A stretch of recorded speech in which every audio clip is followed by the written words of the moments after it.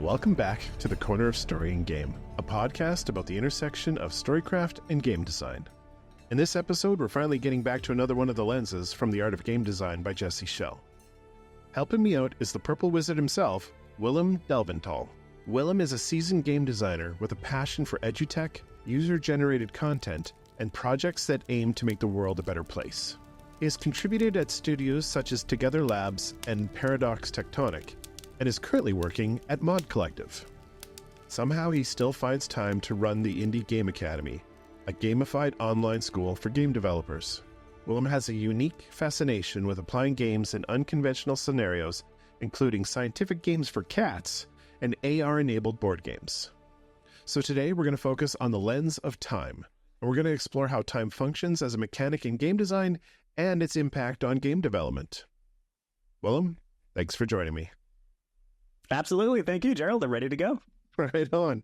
So, as I mentioned earlier, I am working my way slowly now through a series on the lenses of game design from Jesse Schell's textbook, The Art of Game Design. Mm-hmm.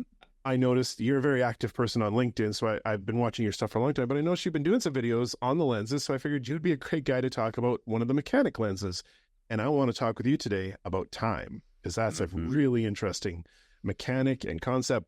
But before we dig into it, let's set the stage for who is Willem. So can you give me your origin story, how you fell in love with gaming, writing, how you got into the industry, or what education you had, and then kind of your stumbling way to where you are today, and bring us up to date. What's happening now? What's the exciting right now thing? Yeah, absolutely. So yeah, it's funny. I am literally reading The Art of Game Design right now by Jesse Schell. It's something I have read, but it was so long ago that I wanted to come back to it and read it again for myself. So yes, who is Willem? Hello, I am Willem. I'm a game designer specializing largely in EdTech and UGC here in the video game industry, but I have not always been. My cat has just joined. That is not always what I've done in the industry. I actually started as an engineer back in the day and sort of worked my way into the design space. I have made games my entire life. So how did I get into it? I don't know. I was born and I was like, whoa, games are dope. My sort of earliest memories that I like talking about are of actual game design are for in elementary school. Rather than handing in book reports, I used to pitch to my professors that I would make a board game instead. And I literally never once had somebody say no to that. I had a couple of sort of formative memories of like, sitting down with my entire classroom to play a game that I designed. And most of them sucked, but, it was still great. So I've been making games forever. I think despite the fact that I've been making games forever, I didn't really realize it was a professional space until I sort of half accidentally sold a game to an old Flash website called addictinggames.com, if y'all remember the glory days. Absolutely. I made a sort of point and click style shooter called Quick Draw Rangers, which I think is still playable, that they offered to buy for a whopping $500. But at 15 years old, I was sort of mind blown by that. And that was the moment where I went, oh, like this is something I can do as a career. And ever since then, I was working on games. I professionally, like actually getting a job, started at the brain training game company called Ludology. I had an older brother, good old nepotism, who worked there and was able to hand off my portfolio to the pertinent people. They took a look at it. I actually failed my first interview, but luckily the team that I failed on was for the web games, and the team that wound up hiring me, because they passed me off, was the mobile game department. So I am super lucky because I got to, ride the wave of mobile games instead of getting stuck in the past. Worked there for a number of years, started with children's brain training games, which was fascinating. Moved into the main department. After a couple years of that, I tried starting my own game studio that was specifically games for cats. It was called Mew and Me. And I tried using this sort of scientific approach that I learned at Lumosity on cats. It would actually teach you about your cat as they played. And it kind of didn't really do well, but I learned a lot. Started a more traditional board game company called Delve Bros. We published the game Tailmore, and then got back into design for other people. So I worked at Together Labs, the people who make InView, as well as Paradox Interactive, where I worked on Life by You. And most recently now, I work at a company called Mod Collective, where I'm building a design department to make mods. And a couple of years back, I also started the Indie Game Academy, which is kind of what I'm known for, at least on LinkedIn these days, which is an online school for game developers that specialize in project-based, team-based workshops that actually, help you learn what it's like to truly work on a studio and just get a damn game out there. Wow. That's one hell of a story, man. I like games. Yep. I think that's it. Oh, we're done here.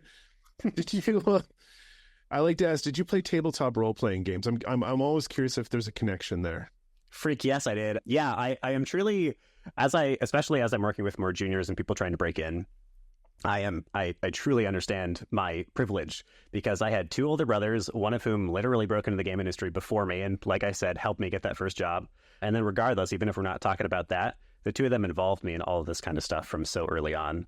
The 2 of them showed me how to use Flash ActionScript, which was my first coding language. And then, yes, we played a ton of D&D together and eventually moved into a birding wheel, if you know that system. That's what we've used for the longest time. Nice. Yeah. Wow. Are you playing today still? Any tabletop? Do you have a weekly game or a regular game? Sort of, yes, no. The middle brother, one level up, the level 2 brother, the level 1 brother, the youngest brother. He's the forever DM in our family, and he has a sort of like one-off series that he does, where every month, 2 months, 3 months, he'll run a one-shot that is in a persistent universe. So your character can come back and keep, being a part of the adventure, but it always is just a single adventure. Nice. That sounds like a good time. Yeah. All right, man. Well, that sets the stage. We now know a little more about Willem than we did before, so let's dig into this. So today we've chosen the lens of time. So we're talking both about time as a mechanic, like an actual hard mechanic in the game, but also as a concept of, is the game going too long? Does the game end too early? Satisfaction. But help me set the stage. Help me lay the foundation for this discussion. What are your thoughts on the importance of time as a game mechanic, and in big, broad strokes, before we dial down in, how does it help shape that overall experience? Yeah, it's a cool, when you sent me the topic, I was kind of excited to talk about time. It's interesting because it is a fundamental aspect of experience. We are all time-bound beings, and it is a fundamental aspect of how you make a game functional. You could talk about like the absolute core essence of a game, which is that it always runs on a loop, meaning the actual update of the game, checking every frame on what should happen in the game is time bound. And there are actually a couple of implications to game development that come from just that simple implementation of time. But then, of course, we have all kinds of mechanics, how a player interacts with our world based upon time. So I have a few I could throw out. There's probably the most obvious one, which is timing. So in a fighting game, we've got specific frames in which we are able to be hit and specific frames in which we are invulnerable, what we call iframes. We have specific amounts of time that our moves last and when we're able to escape from the moves or cancel those moves and when we're not. And all of that is a very literal interpretation of timing. But then we also have waiting as a mechanic. There's a wonderful episode of a show called Sequelitis that had exactly 2 episodes by Egoraptor, who's a sort of infamous animator on the internet, who talks about how boring Zelda Ocarina of Time is, which is quite the stance. And he talks about how many mechanics rely on waiting. Like if you think about those clams in the water temple that you have to, like there's so many moments where you have to interact with those clams and you just have to sit there and wait for them to open their freaking mouth. So waiting in and of itself is an interesting mechanic. We also see that used really commonly in gacha games these days where like I have to wait 3 days for my chest to open or I can pay 99 cents and get it right now. And then the last one I wanted to mention, so many implementations of timing for sure, but the last one I wanted to mention, which is maybe a little less obvious, is just straight up progression. So we might talk about timing as in like, this is going to be a 400 millisecond length animation and that has these implications on the gameplay. But we also might just talk about how quickly does a player progress through this game? How quickly do they become powerful or overcome the challenges of the game? And how much do we let them rest? How much do we press them into moments of anxiety and intensity? And that progression system, where we actually gate them and where we let them through, is an implementation of time in and of itself. Wow. I want to dig into a couple of those. I want to pick your brain on some of the implications and challenges inherent in those ideas, because that's some really cool stuff. But yeah, first, just again, to help me get a picture, a frame around this whole thing, can you think of times that you worked on projects that involved time-based constraints, mechanics, considerations that really pop to mind when you're talking about this? Yeah, absolutely. So I did work on one actual rhythm game, which is the first thing that comes to mind. When I was at Lumosity, my first project that was like mine was a game called Feel the Beat, which you can still go play. And it was their first attempt at training people in rhythm. And that was fascinating. I don't know. I've decided that I'm probably not the right guy to work on rhythm games because it's not really my cup of tea. But yeah, there was a lot to learn from that was pretty interesting. A couple of the takeaways that I found really fascinating. For any game and any progression system, a big part of what you're doing as a designer is figuring out your difficulty levers. Basically, like, what can I play with that makes this harder or easier for my player? And then once you identify those levers, you can use them to manipulate how difficult the game is over time, right? So in this rhythm game, there were a couple things that I don't think I would have thought of as an appropriate lever when I first started. For example, any of your more typical note lengths, so quarter notes or eighth notes, are dramatically easier than any non-typical note lengths, such as third notes. And that, like, I guess might make sense, but I expected longer the note, easier it is. Right. That was sort of my assumption when I went in. And yet, eighth notes are so much easier for us than third notes, despite the fact that third notes are so much slower. So that was kind of an interesting little thing. I think that probably comes back to like pre-knowledge, having something coming into the game and having an inherent understanding of how music tends to work and how weird third notes are. And then there's one other I wanted to mention from that game. Oh yeah, and then changing the cadence of notes was something that dramatically changed how difficult the game was. So you could have a bunch of eighth notes in a row and then a single third note, and that would be 90% of the time where players made their mistakes. Yeah. And then besides that, less specific uses of time are, once again, progression.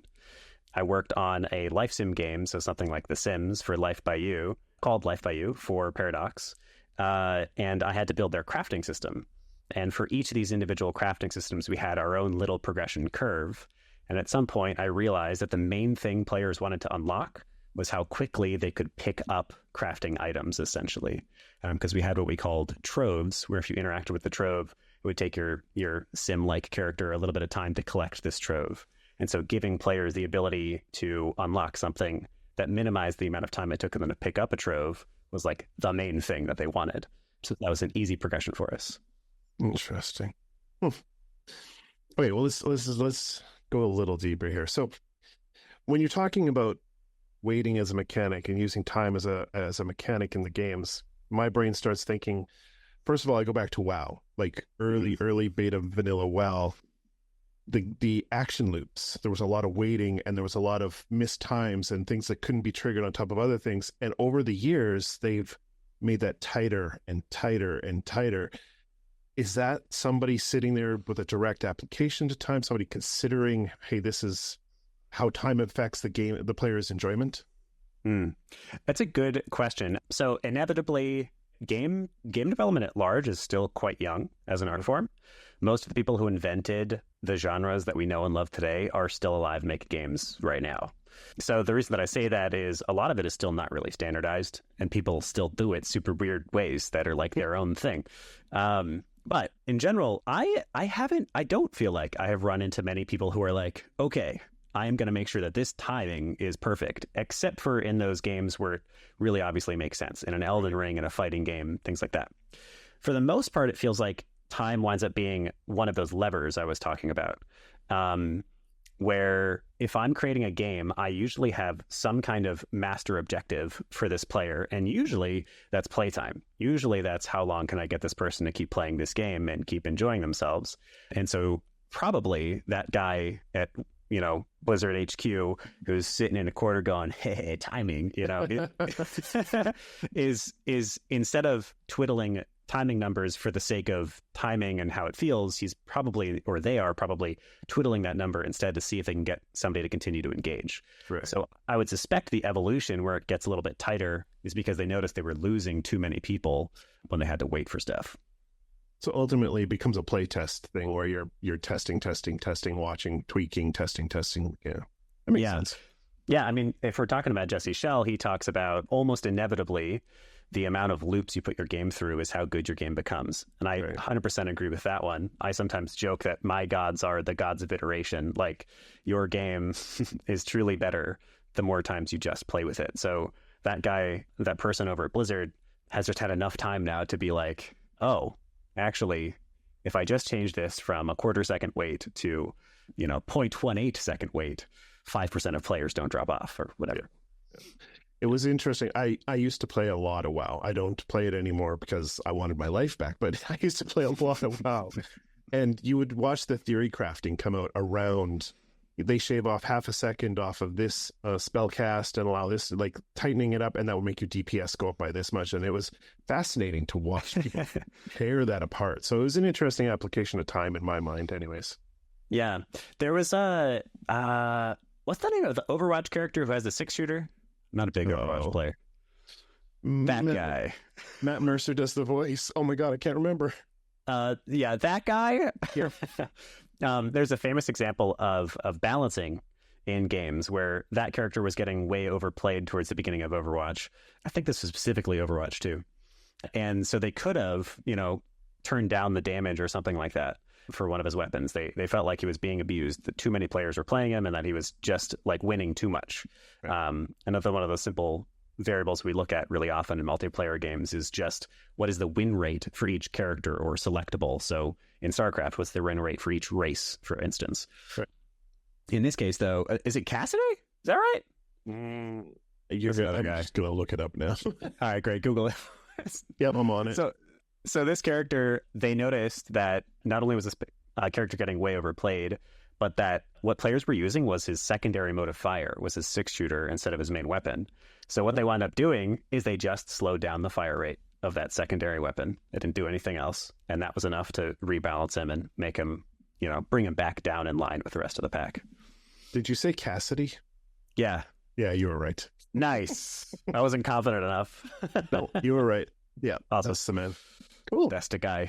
So that guy, his secondary gun, they just lowered the fire rate, and that sort of fixed the abuse of the character.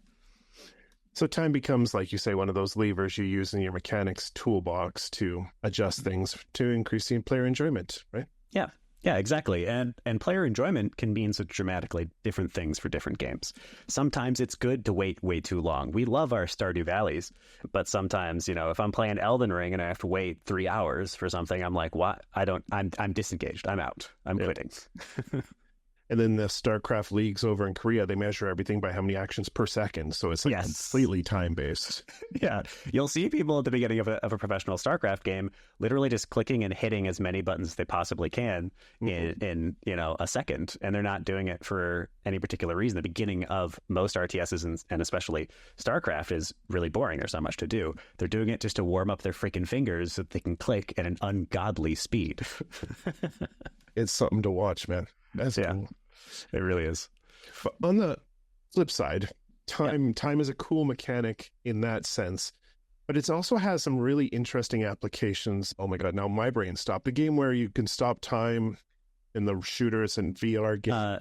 Super Hot. Super Hot. Yes. Oh my God, my brain stopped. Long day. Yeah. Can you think of other interesting applications as time as a mechanic? When do you choose to make time something that's just, progressive and linear, or when do you start to play with it, make it fluid and make it time warps and play with chronology? Like, take me down that road. Yeah, this is a really good question. This is one of the ones I spent some time thinking about before the episode because it's a little bit trickier maybe of an answer. I think we've sort of already alluded to it, and that is that it really, in this case, matters who your player is.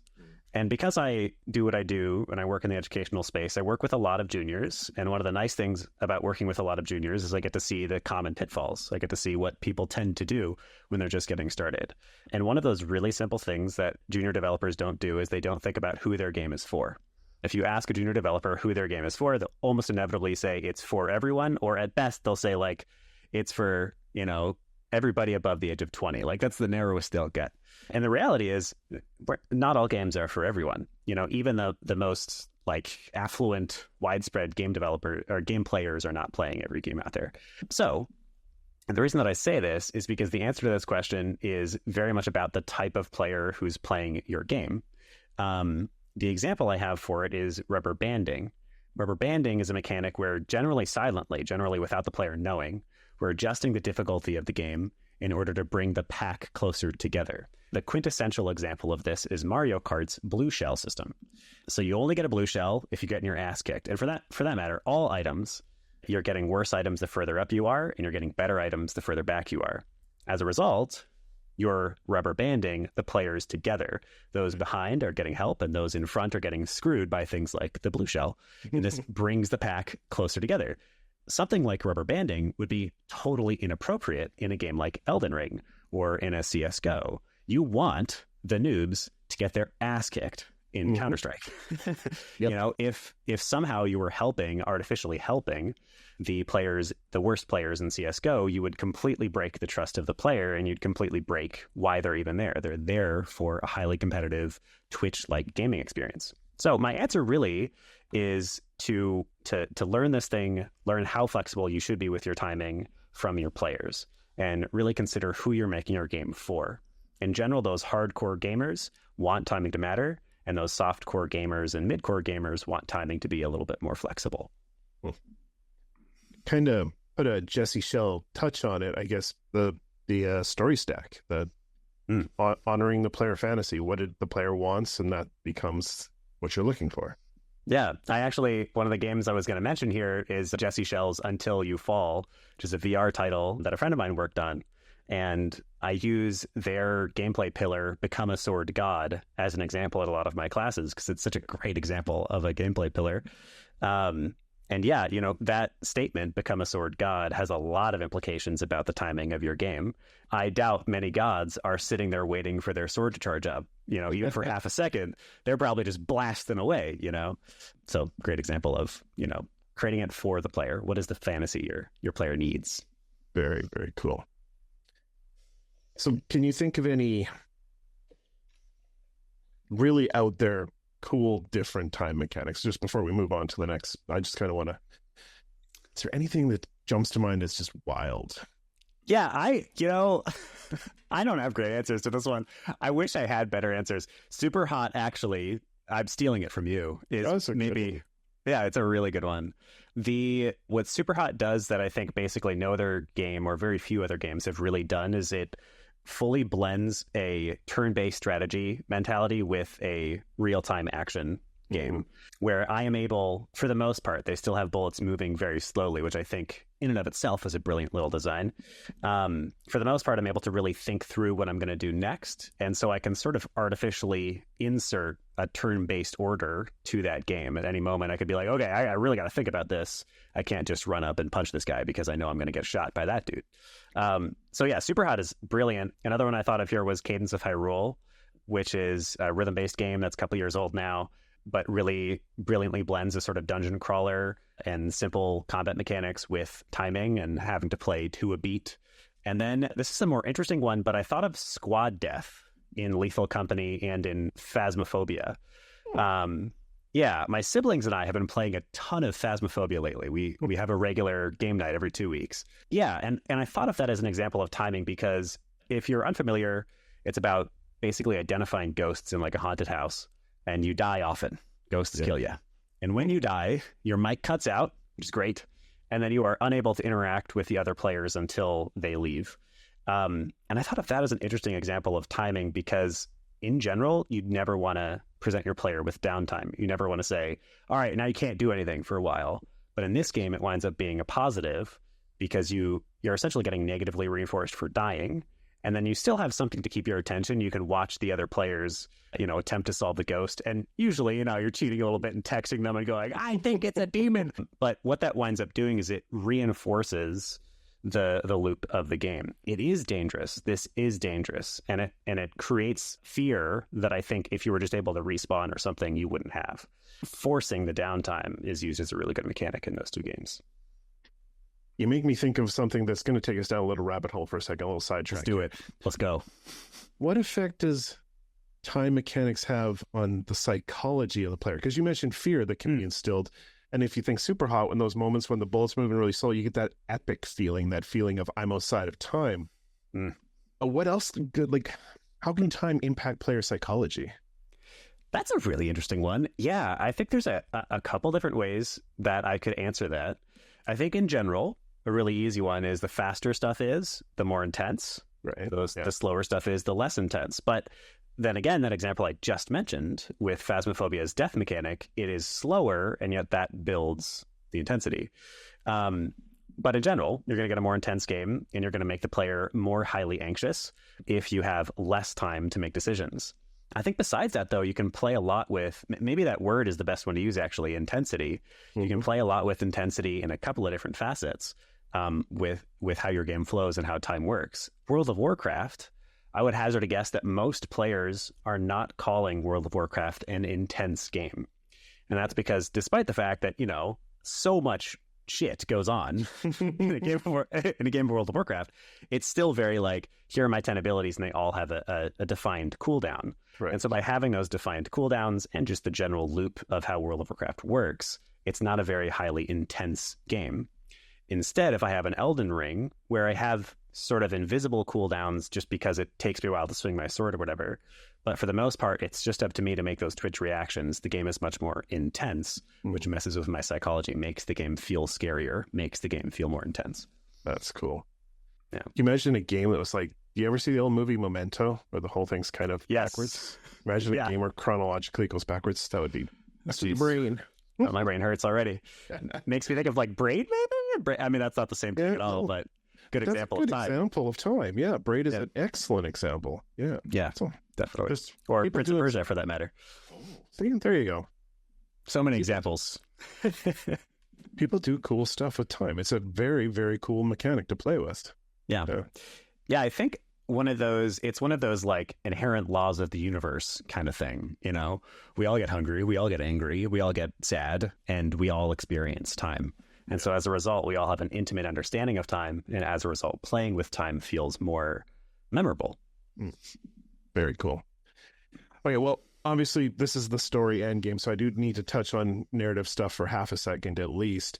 Let's do it. Do you think time as a mechanic, and I guess let's break this apart. Time as a mechanic in the game when you're developing and building a game, but also time in the game itself and time played, what impacts do that have on the narrative, on the story being told, the pacing, all that kind of stuff? Yeah. So I'm going to bring up an example that Jesse Schell has in his book, but it's one I use all the time, called engagement curves. There's a guy, I had to look up the phonetic pronunciation of this. There's a guy called Mihaly Csikszentmihalyi. Just Google flow channels and you'll find him. We came up with a concept called flow channels. And that is essentially, imagine a chart going up and to the right where you are balancing a player's feelings between anxiety and boredom. If I make my game too intense, if I make my narrative too intense, if I find out that a freaking Darth Vader was my dad this whole time in chapter 1, I give my player too much of a spike into anxiety. I no longer enjoy myself. I disconnect my player. But the reverse is true too. If I wait until chapter 19 of a 20-chapter book to reveal that Darth Vader has been my dad this whole time, I might dip too far into boredom and get stuck there for too long. So the sort of like quintessential, what we call engagement curve, which is a measure of how intense, difficult, or just interesting my game is over time, the quintessential engagement curve is what I call a rising sine curve. So you've got peaks and valleys that are generally all going up and to the right, but I have moments of real intensity. Let's say level 4 out of 20 is super hard, but then often this is maybe the less common like break from what somebody might expect. Level 5 after that is often a lot easier, because after I bring my player into anxiety for a while, I want them to drop into boredom so they can chill and relax and take a breath. Think of the safe rooms in Left 4 Dead. After I fight a witch in a tank all at once and probably 2 of my squad mates die and everything's crazy, then I get to go chill in in a safe room for a little bit and catch my breath. And as a result, those peaks are more important. So I'm a gameplay designer and largely a systems designer, not a narrative designer. But this same curve is something that narrative designers absolutely think about. And they still think about it through the lens of its essentially intensity. How intense is my story and what my player is learning, what my player is experiencing, both through actual text, but also environmentally and all the different ways that we tell our stories over time. Those peaks of the story need to be followed by some moments of rest. There should be some boring moments because it makes the whole story feel more human and more connected, while there are also some of those crazy peaks where we learn the true essence of Darth Vader or whatever. How important is it that the gameplay sine curve and the narrative sine curve maybe not perfectly match up, but at least work together? Or is there moments when you can clash and create dissonance and it becomes an interesting experience? That's a good question. I don't know if I have a perfect answer to that. We're just playing now.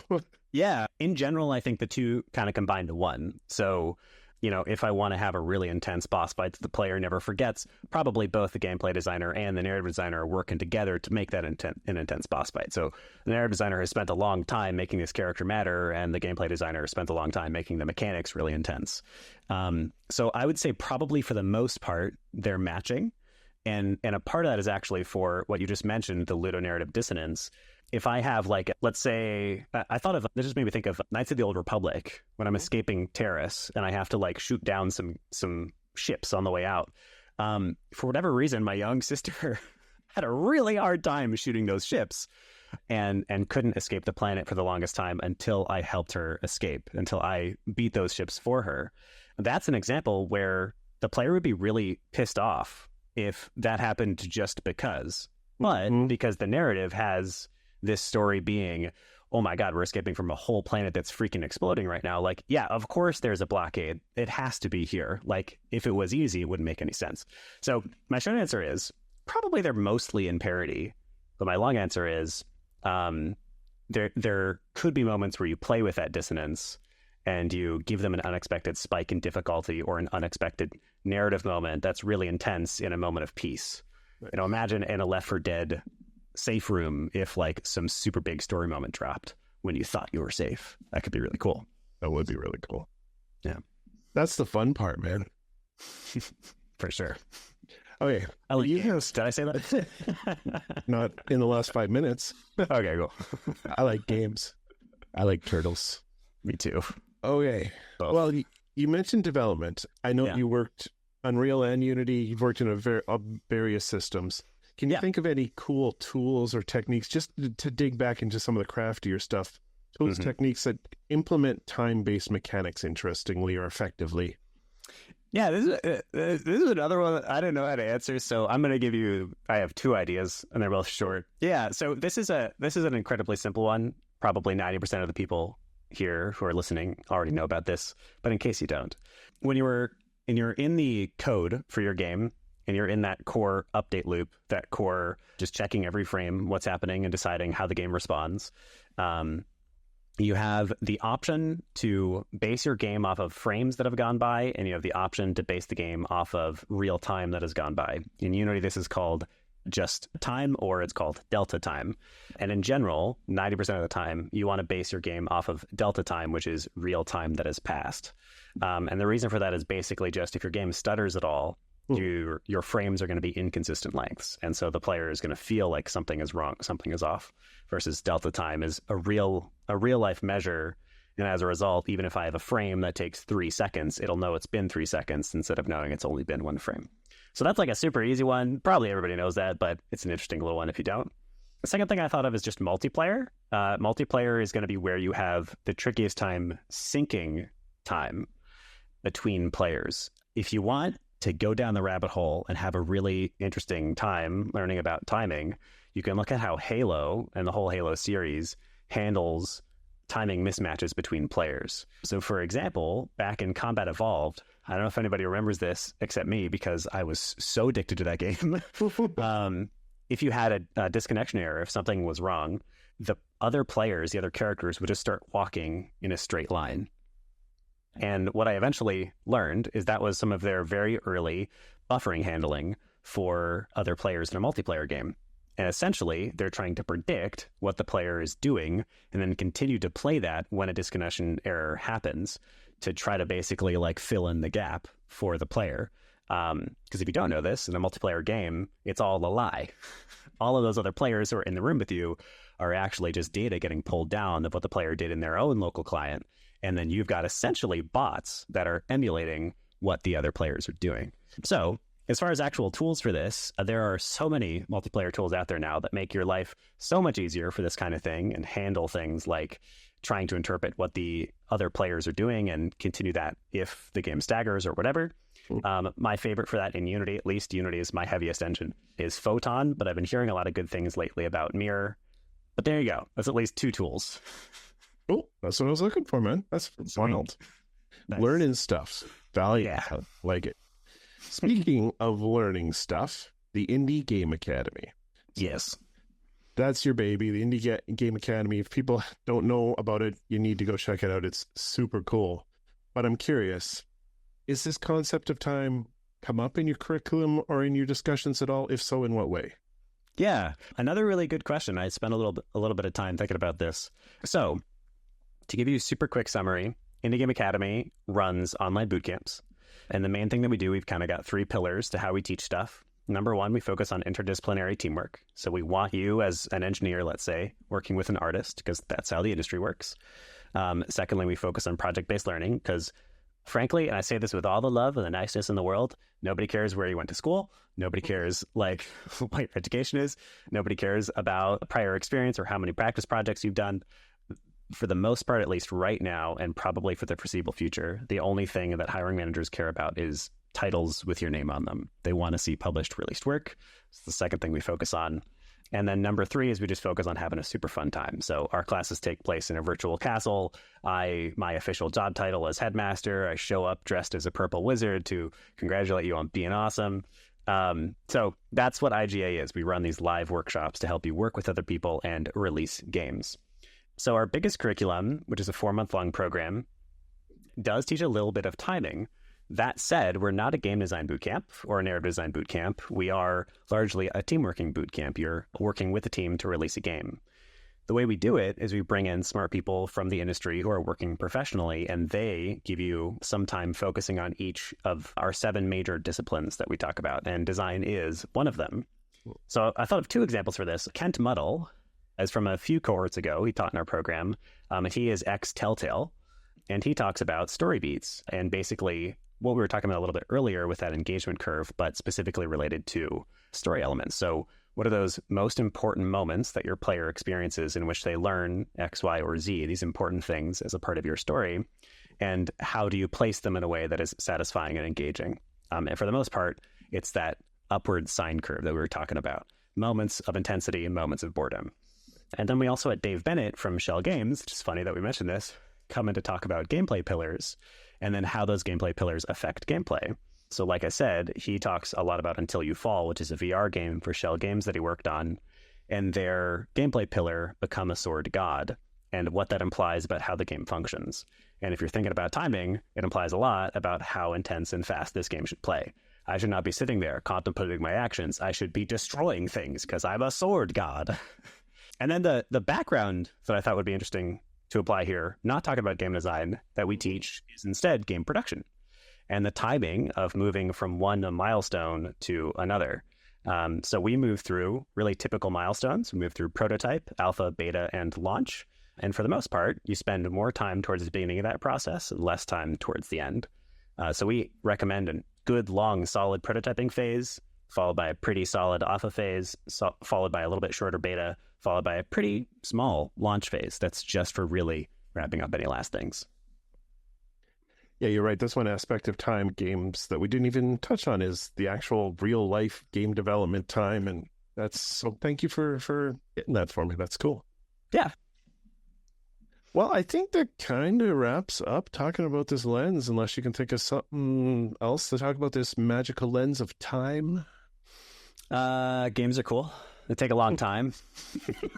Do you like games? I think so. Yeah, I'd say so. Yeah, I think so. Yeah, I mean, maybe that is something to mention. Like I said, I work with so many people just getting started. Games take a long time. Indie games, which are the rapid ones, are still at best 6 months or so to launch a game, and those are little baby games.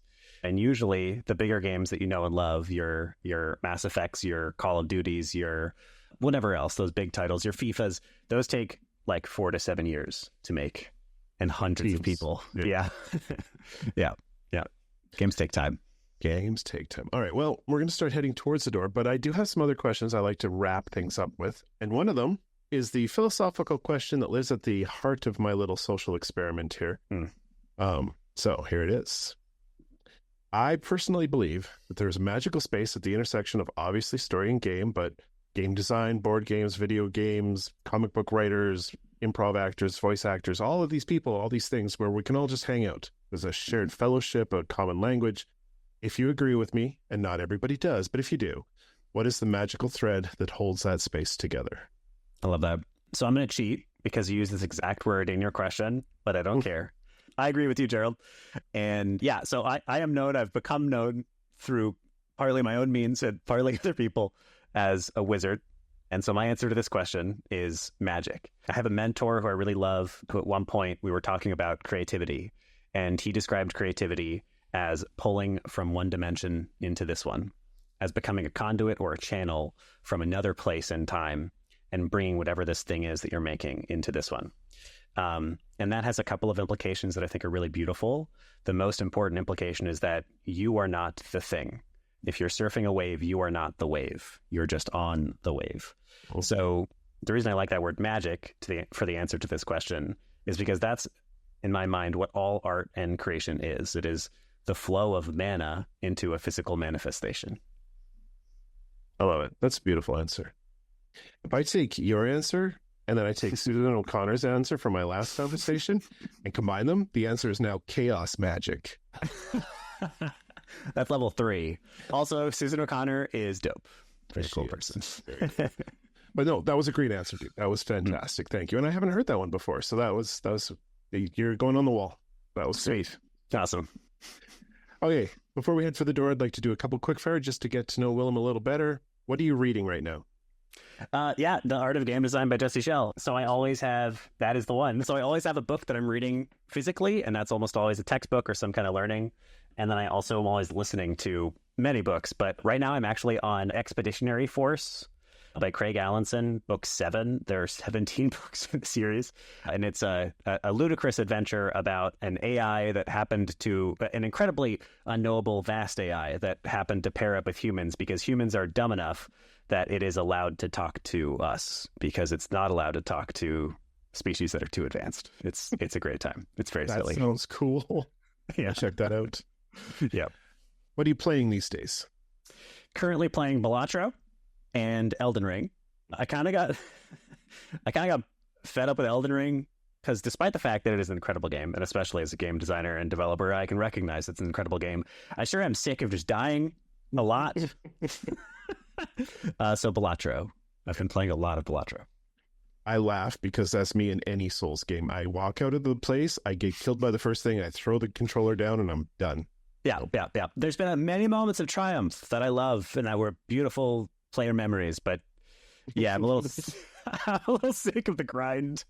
Feels too much like work. I hear you. All right, last quick fire. If you were to boil your essence down of who Willem is at your core and inject it into a game, board game, tabletop role-playing game, digital game, whatever, A, what would the world and game be? And B, what would your race, class, stereotype, what would the character be? Yeah, for sure. Okay, so I would be a purple, sparkly, incredibly flamboyant, Gandalf-like character in some kind of feel-good RPG in which you overcome your own personal obstacles and become a better person. At the end, I'm imagining like a Skyrim, but personal or something. This sounds like a game that needs to be made, man. All right, I'm down. Let's go. You want to invest together? Let's do it. Purple Wizard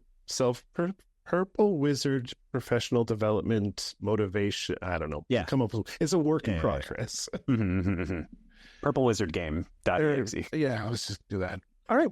Well, that kind of brings us close to the end. Is there any projects that you want to boost? Is there any signal? I mean, obviously the Indie Game Academy, hit me with it one more time. Or where can people find you online as well?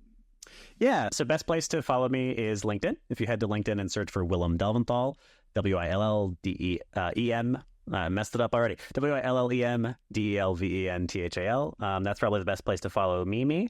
But yeah, I also run the Indie Game Academy. If you're looking to learn just how games get made, it's a great place to go. And most recently, we're launching what we're calling the Indie Game Foundry, which is specifically an incubator for those who are a little bit more advanced and are trying to self-fund their own games.